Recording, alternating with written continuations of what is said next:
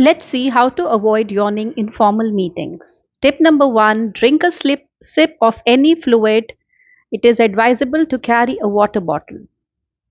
Tip number two, if possible, take a few steps. Stand up from your seat and move here and there so that you feel fresh. Tip three, take the lead to speak, ask a question, put up a query. Tip number four, for acute situations, take excuse and visit the bathroom. Splash some water on your eyes, on your face, pat it dry, and return back to the business meeting room. Next tip, take good sleep the night before. That will really help you. Last but not the least, avoid oily breakfast, take oats and juice. Thank you.